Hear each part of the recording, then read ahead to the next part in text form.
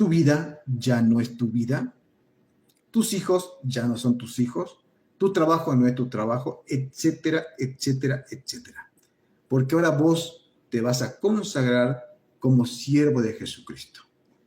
Y un siervo, un esclavo, hace lo que su amo, su dueño, le ordena hacer. Esa es la vida de un verdadero siervo de Cristo. ¿Están dispuestos a obedecer a Cristo en ese sentido?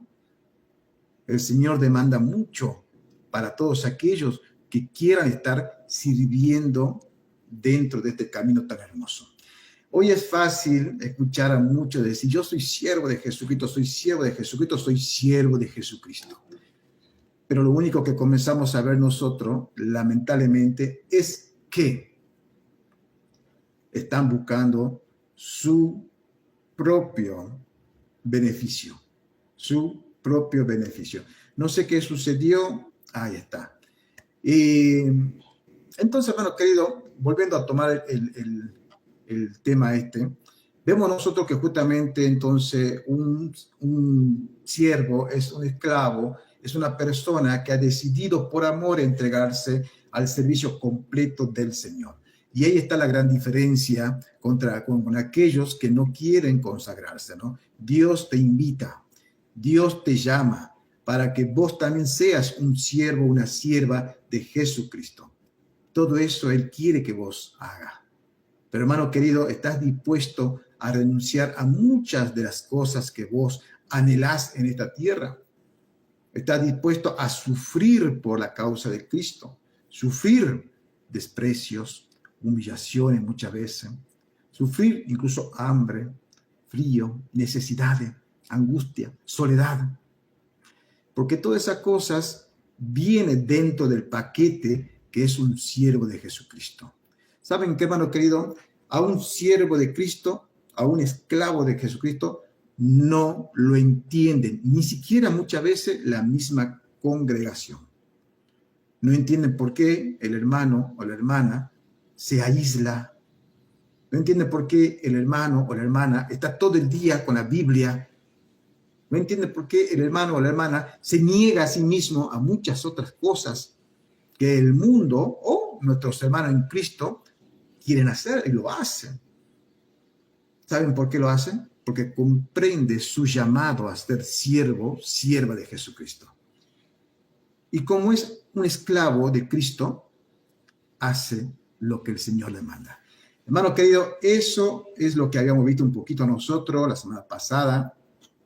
Un siervo de Jesucristo, un esclavo de Cristo, también es un embajador. Es una persona que tiene un derecho de parte de Dios para poder llevar lo que es el evangelio a otro. Es un enviado al hombre, ¿no? Al hombre natural, donde por supuesto lleva con mucha autoridad el mensaje de salvación, ¿no? Ahora también este versículo habla del apóstol. ¿Qué es un apóstol, hermano querido? Esto es tremendo porque hoy en día ustedes saben perfectamente bien que en muchas de las pseudo iglesias, y presten atención chicos, aprenden esta palabra, pseudo iglesia. Cuando ponemos la palabra pseudo significa falsa. Pseudo hermano, falso hermano, pseudo iglesia, falsa iglesia, pseudo apóstol, falso apóstol. Siempre que usted use la palabra pseudo es falso. Por lo tanto, hablamos de unas pseudo iglesias de estos tiempos, dicen tener muchos apóstoles. Pero en realidad, hermano querido, esas personas no son apóstoles de Cristo. ¿Y cómo sabe vos, hermano César, esto? Porque hay requisitos bíblicos que piden para los verdaderos apóstoles de Cristo. Y para estos tiempos, estos no pueden cumplir esos requisitos. ¿Saben qué? Uno de los requisitos es que hayan caminado con Cristo. Y no estoy hablando de manera espiritual, ni en una visión, ni en un sueño. Estoy hablando de manera literal. El verdadero apóstol tiene que haber sido instruido directamente por Cristo. ¿Cuántos de los sinvergüenza que están ahora en esta pseudos iglesia han caminado literalmente con Jesucristo y han sido instruidos por él? Ninguno. Ellos te van a decir, no, lo que pasa es que yo sí, Cristo me levantó en un sueño, en una visión, pero no hay evidencia de eso. El apóstol Pablo, no. Él dice bien clarito acá, que es Pablo, siervo de Jesucristo, llamado a ser apóstol, llamado a ser apóstol. ¿Qué quiere decir entonces ser apóstol? Es una credencial indispensable que el apóstol Pablo está dando a la congregación de Roma, porque necesitaba justamente demostrar con este título de que él es un llamado de Jesucristo. Hermano querido, hay pruebas bíblicas en cuanto a lo que es el llamado. Por ejemplo, tenemos en Hechos, capítulo 1, versículo 21 al 22, ahí tenemos un texto bíblico que habla justamente de eso, ¿no? Y tenemos 1 Corintios 9:1, donde él mismo dice, no soy apóstol, no he visto el Señor Maestro. Él estuvo también con Jesucristo, hermanos queridos. ¿Y cuál más? O sea, ¿y cuáles son las otras evidencias? Las pruebas bíblicas, ¿no? Por ejemplo, Gálatas 1:1 dice, Pablo, apóstol, no de hombre, no de hombre ni por hombre, sino por Jesucristo y por Dios el Padre. Tienen que tener como señal prueba, capacidad y señales de apóstol. Presta atención a esto porque esto te va a ayudar a entender bien este tema. Por ejemplo, en el Nuevo Testamento se enseña que Dios respaldaba a estos hombres con milagros extraordinarios de carácter autenticador para confirmar el mensaje revelado en la era de la transmisión. O sea, cuando la Biblia aún no estaba escrita, era necesario que estos apóstoles con señales, milagros extraordinarios demostraran que vienen de parte de Dios. Hoy, ¿por qué no están? ¿Por qué decimos que los apóstoles ya no son para estos tiempos? Porque usted ya tiene la Biblia. Toda la revelación ya ha sido dada para la iglesia. Y otra cosa más, habla de milagros extraordinarios de apóstol.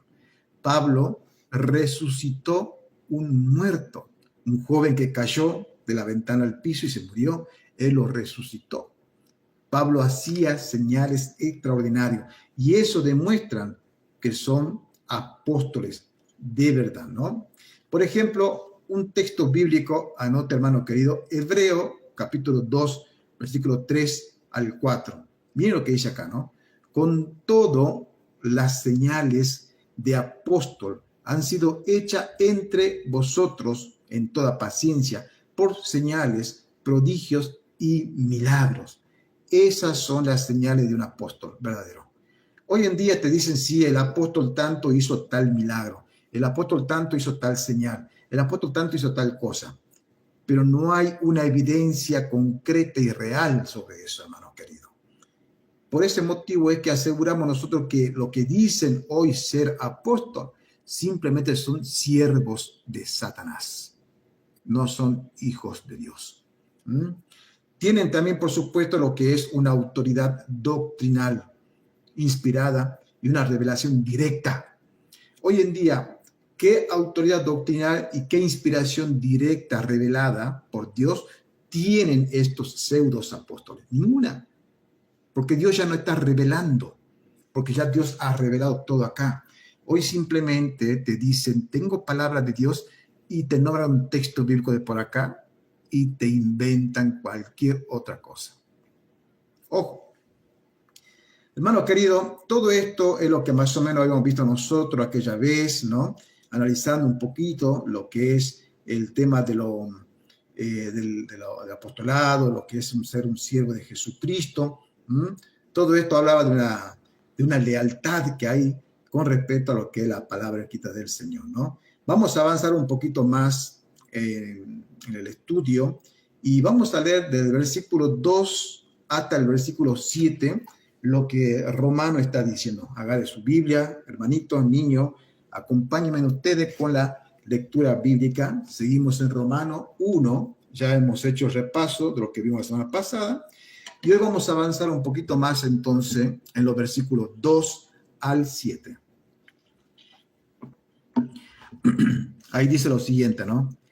Que él había prometido, versículo 2, Romano 1, 2, que él había prometido antes por sus profetas en las santas escrituras, acerca de su hijo que fue hecho del linaje de David, según la carne, que fue declarado hijo de Dios con poder, según el Espíritu de santidad, por la resurrección de los muertos, nuestro Señor Jesucristo, por quien recibimos la gracia y el apostolado para la obediencia de la fe en todas las naciones por causa de su nombre, entre las cuales estáis vosotros, llamados a ser de Jesucristo. Y a todo lo que estáis en Roma, amados de Dios, llamados a ser santos, gracia y paz a vosotros de Dios nuestro Padre y del Señor Jesucristo. Bueno, tenemos que comprender, hermanos queridos,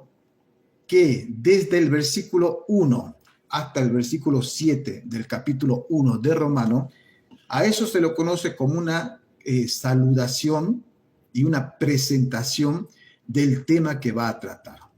Acá está, en estos 7 versículos, ustedes van a poder ver qué es lo que el apóstol Pablo está por hacer con esta carta, ¿no? Recuerden ustedes el contexto histórico que ya hemos visto. No lo vamos a repasar porque ya lo hemos dado 2 veces. Por lo tanto, le invito a que entren a ver los otros videos.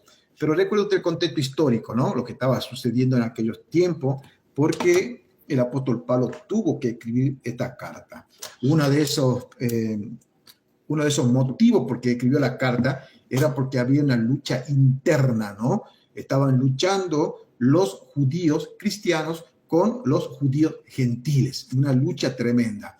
Y además de eso, también había una lucha externa con los otros judíos que no eran creyentes y que aseguraban que este nuevo movimiento religioso no era de Dios, sino que era una herejía. Entonces el apóstol Pablo, ¿qué tiene que hacer acá? Defender el evangelio, demostrar que la nueva fe en Jesucristo solamente es la continuación de lo que se venía anunciando en el Antiguo Testamento y no es algo nuevo que está comenzando. Todo lo que es nuevo es secta. Todo lo que es nuevo es secta. En cambio, en este caso, no. Jesucristo está anunciado allá en el Antiguo Testamento, por lo tanto, la continuación de las profecías que hablaban justamente de él, ¿no? Bien, ¿qué es lo que habla en todo esto? Bueno, nosotros vemos acá, por ejemplo, que habla en el primer versículo, como estábamos analizando recién. Déjame que me ubique un poquitito. A ver. Bien, entonces vemos el versículo 2, ¿sí? Que dice bien clarito que él había prometido antes por sus profetas en las santas escrituras. ¿Qué quiere decir esto? Hermano querido, lo que el apóstol Pablo acá está haciendo es de decir, esto que estamos predicando es lo que Dios había prometido a Israel ya en el Antiguo Testamento. Por lo tanto, hermano querido, no estamos presentando una religión nueva o una religión que está desconectada de la historia de Israel. Hermano querido, el Evangelio no fue una ocurrencia tardía o un plan B, sino que este es el cumplimiento directo de las promesas, de las alianzas dadas a través de los profetas. Entonces, hermano querido, ¿cómo entendemos esto? Vuelvo a hacer hincapié en esto. Toda aquella nueva enseñanza que se esté levantando, que se haya levantado hace poco, no proviene de Dios. Los israelitas, los judíos que estaban en Roma, ellos decían, lo que Pablo está enseñando es una herejía, porque no está en el Antiguo Testamento. Pero cuando nosotros comenzamos a estudiar, cuando Pablo comenzó a enseñar, demostró en Romano y en muchas otras partes que está muy unida. Es la continuidad del Antiguo Testamento. Hermanos queridos, esto es crucial en el tiempo de la Iglesia de Roma y para nosotros también, porque ese conflicto que había entre judíos y gentiles exigía demostrar, hermanos queridos, que el Mesías, Jesús, era la meta predeterminada en la historia de los israelitas. Ellos conocían que iba a venir un Mesías, un Salvador, pero ellos lo rechazaron. ¿Se acuerdan? Ellos lo rechazaron porque no pudieron reconocer las señales que hacía nuestro Señor Jesucristo, demostrando que Él era el Salvador, el Mesías.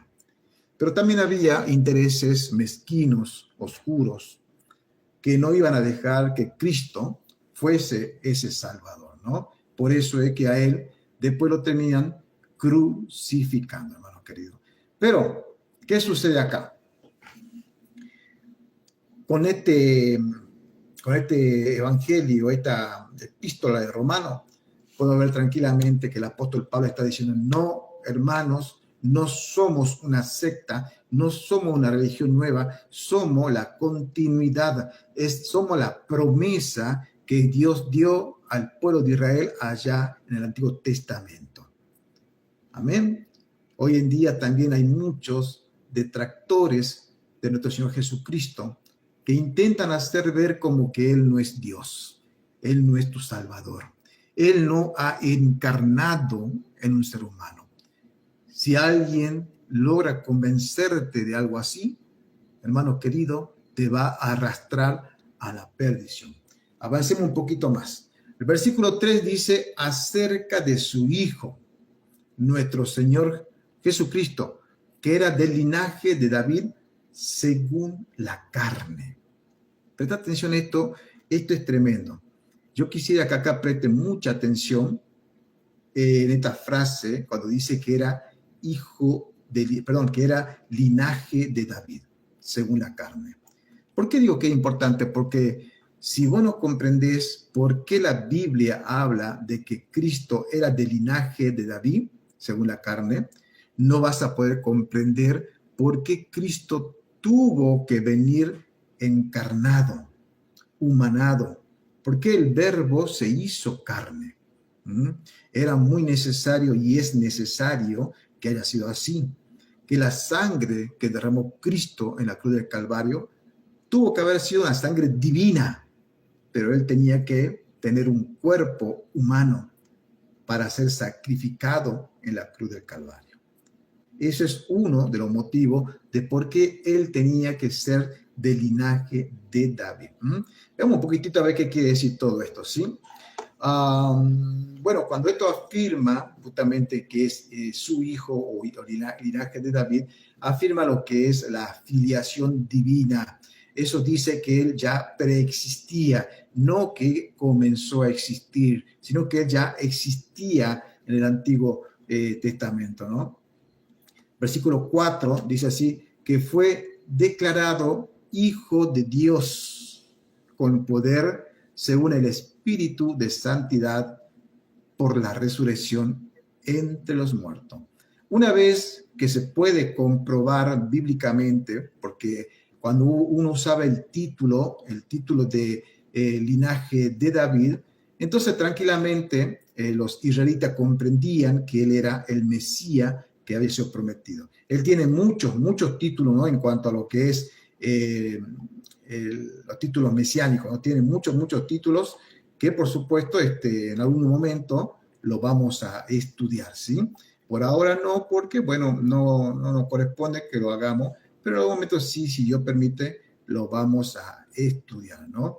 Bien, entonces, ¿qué estamos viendo acá, hermanos queridos, en cuanto a este versículo, ¿no? Que dice que fue declarado Hijo de Dios con poder, según el Espíritu de santidad y la resurrección de entre los muertos. Hermano querido, acá nosotros tranquilamente podemos ver que Cristo fue declarado Hijo de Dios. Otro título para hacer mención al Mesías. ¿Y por qué pasó eso? porque Él resucitó. Esa es una clara evidencia de que Cristo es Dios. Ninguna persona tiene el poder de entregar su propia vida a morir en la cruz del Calvario y luego tomar su propia vida, resucitar de entre los muertos. Eso a él le da el título de Hijo de Dios. Hijo de Dios significa un título mesiánico, no que es una creación de Dios. Él es Dios. Y el que da testimonio de eso es el mismo Espíritu Santo. Con eso, el apóstol Pablo pretendía demostrarles a aquellos israelitas que no creían en Jesucristo de que Jesús es el Mesías prometido en el Antiguo Testamento, ¿no? Avancemos un poquito más, hermanos queridos, sigamos analizando y vamos a saltar a lo que es el versículo 5. Acá dice bien clarito, y por quien recibimos la gracia y el apostolado para la obediencia a la fe en todas las naciones por amor de su nombre. Pregunta, a usted y a mí, Dios nos llama y nos dio la gracia, no del apostolado, pero sí, por ejemplo, de ser enviados. ¿Enviado a qué? A predicar el evangelio. Usted, mi hermano, mi hermana, ¿está predicando el evangelio? ¿Usted está cumpliendo con ese llamamiento de ir a llevar el evangelio a los perdidos? ¿O está simplemente abocado a su propio oficio y a sus propias necesidades? Hermano querido, usted y yo no hemos sido llamados solamente para estar sentado en la congregación. Usted tiene que ser parte del cuerpo de Cristo. Acá dice el apóstol Pablo, por quien recibimos la gracia y el apostolado para la obediencia a la fe en todas las naciones por amor de su nombre. Usted también tiene que ser obediente a esa fe y llevar, quizás no a todas las naciones, pero por lo menos al entorno que lo rodea. Usted le ha predicado el evangelio a su vecino. ¿Saben ellos que usted es un hijo de Dios? Toda esa cosa, hermano querido, tenemos nosotros realmente que comprender para ser siervos de Jesucristo, ¿no? Versículo 6. También vamos a analizar un poquito más de este versículo, por supuesto, versículo 6. Déjame que lo ubico un poquitito acá. Acá está. Bien. Cuando hablamos nosotros cuando habla acá el versículo 4, voy a hacer un poquito para atrás, acerca de su Hijo, nuestro Señor Jesucristo, que era del linaje de David, hay que entender, hermano querido, que él simplemente está afirmando de que es Cristo, de que es el Salvador. Él es 100% hombre y 100% Dios. Porque si él era simplemente un ser mortal, no iba a poder redimirte con su sangre en la cruz, tus pecados y mis pecados. Tenía que ser 100% hombre y 100% Dios, ¿no? Cuando David, o cuando dicen que es del linaje de David, esto garantiza que el Hijo de Dios no asumió una apariencia humana ni una masa de carne, como algunos estaban diciendo, ¿no? No, lo que pasa es que Jesucristo solamente es como un envase vacío y que ahí está el Espíritu de Jesús, ¿no? Una locura muchas veces es lo que están enseñando algunos, ¿no? Déjame avanzar un poquito más y con esto vamos a ir terminando en este día la reunión. Yo espero en el Señor de que, haya quedado un poquito claro. Cualquier cosa, si hay pregunta, ¿no? Para hacer, después que terminamos la reunión, lógicamente vamos a analizar la pregunta, ¿no?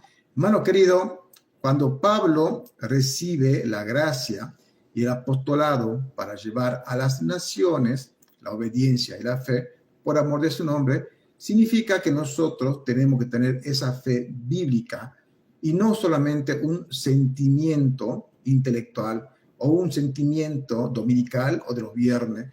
No es simplemente decir, sí, sí, yo lo voy a hacer y lógicamente luego nos quedamos callados y no lo hacemos. La iglesia de Cristo debe de discipular para que esa fe se traduzca en obediencia, en el trabajo de la familia, en el negocio, en la sociedad. Hermano querido, tenemos que tener nosotros visión misionera y evangelística.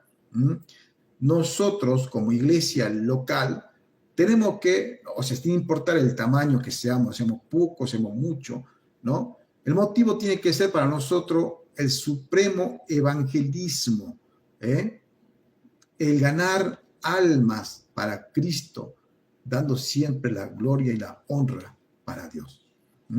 Romanos 6 y 7, para terminar esta parte del análisis, dice lo siguiente, ¿no? Entre las cuales estáis también vosotros, llamados a ser de Jesucristo, y a todos los que estáis en Roma, amados de Dios, llamados a ser santo. Gracia y paz a vosotros de Dios, nuestro Padre, y del Señor Jesucristo. Amén, amén, amén. ¿Qué quiere decir esto, hermano querido? Bien, acá nosotros podemos ver que el apóstol Pablo está incluyendo a los romanos. Él está diciendo, no solamente yo o los otros apóstoles estamos obligados o llevamos el evangelio. Hoy en día parecería como que creen que es obligación y responsabilidad únicamente del pastor y de los siervos trabajar. La iglesia debe de comprender que cada uno de los miembros que estamos aquí en este momento reunidos, tenemos que servir a Cristo. Yo sé que a veces da un poquito de miedo de decir, yo no quiero ser siervo de Cristo, porque es mucho lo que Él demanda. Mi hermano querido, sí, es verdad, es mucho lo que Dios, Cristo, demanda para ser su siervo. Pero te puedo asegurar que hay un gran gozo en servirle. Hay una necesidad tuya y mía que nace de acá del pecho y que dice, yo te sirvo, Señor. Entrégate, hermano querido, al servicio de Cristo. Cuando este texto bíblico que estamos leyendo dice bien clarito acá, entre las cuales, versículo 6, entre las cuales estáis también vosotros llamados a ser de Jesucristo. Hay un llamamiento, hermano querido. Usted está llamado a servir. Usted está llamado a ser siervo de Jesucristo, aunque nos dé miedo esa palabra. Versículo 7 dice, y a todo lo que estáis en Roma, amados de Dios, llamados a ser santos, gracia y paz a vosotros, de Dios nuestro Padre y Señor Jesucristo. Hermano querido, el fundamento, la posición de todos nosotros tiene que ser el llamado, el origen al amor divino de Dios. Tiene que haber una iniciativa eficaz de parte tuya hacia Dios. Hoy mismo tenés que consagrarte a Dios y decirle, Señor, perdóname por tanto tiempo que he estado sin servirte, sin hacer nada por ti. La sociedad de estos tiempos, incluyendo a nuestros hermanos en Cristo, muchos de nosotros, estamos simplemente sumidos en nuestro yo. ¿Qué voy a comer? ¿Qué voy a beber? ¿Qué me voy a vestir? Quiero que me amen, quiero que me quieran, quiero que me sirvan, quiero que me den. Pero no están acostumbrados a dar. No están acostumbrados a tener ese llamamiento eficaz, la misericordia, el amor divino, ágape. Todo es denme a mí, todo es para mí, pero no le quiero dar nada a Cristo. Pero sin embargo, muchas veces la sociedad cristiana quiere recibir todos los beneficios de ser un hijo de Dios. Hermano querido, anímate a entregarte a Cristo, ¿no? Hermano querido, nosotros estamos viendo claramente que a la luz de este análisis expositivo de la iglesia local, encontramos claramente que hay mandamientos prácticos, son impostergables para nuestra vida cotidiana. Por ejemplo, la iglesia debe ser guardiana de la verdad. En una cultura donde está totalmente fragmentada, donde la predicación no es una verdad bíblica, sino que es más bien un interés teológico propio, donde usted va a encontrar a pseudos apóstoles, pseudo pastores, pseudo siervos que solamente quieren ganar para ello. Hoy nosotros tenemos que marcar esa diferencia acá en Barquisimeto, Venezuela. Ser guardián de la verdad. Tenemos que ser guardián de la predicación y el misterio o ministerio de enseñanza. Tenemos que comenzar nosotros a comportarnos con esa altura que Cristo nos llama a ser santos. Porque usted es santo. Aunque no parezca, usted es santa y es santo. Si usted me dice que no soy santo, entonces usted no pertenece al cuerpo de Cristo. Si usted es santo, es santa, es porque ha sido santificado por Cristo. No porque usted haga cosas buenas, sino porque por gracia ha sido salvado. Hermano querido, tenemos que causar impacto dentro de esta comunidad en Venezuela. Una congregación que esté quieta, que esté anclada. Una congregación que simplemente sea hipócrita. Una congregación que solamente estén tratando de alegrar la carne. Simplemente tratando de entretener a los congregantes, no es la iglesia de Cristo. Hermano querido, tenemos que procurar nosotros no tener ese evangelio que tambalea. Un evangelio de puras modas ideológicas. Estamos en una crisis, hermano querido, en cuanto a lo que es la iglesia del Señor. La fe que nosotros vamos a proclamar, hermano querido, debe de traducirse en obediencia visible de lunes a lunes, no únicamente el día de reunión. Tenemos que capacitarnos, tenemos que discipularnos, tenemos que vivir para el señorío de Cristo. Tenemos que mostrar nuestra vida en nuestro negocio, en el colegio, en el trabajo, por donde vamos. Tenemos que demostrar que estamos comprometidos con la causa de Cristo, hermanos queridos. Hermanos queridos, tenemos entonces nosotros que luchar en las fuerzas de Cristo y no en nuestra propia fuerza. Vamos a dejar por acá este estudio. Espero en el Señor que haya sido de mucha bendición.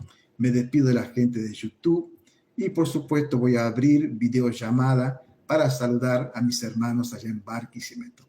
Chau, chau, bendiciones.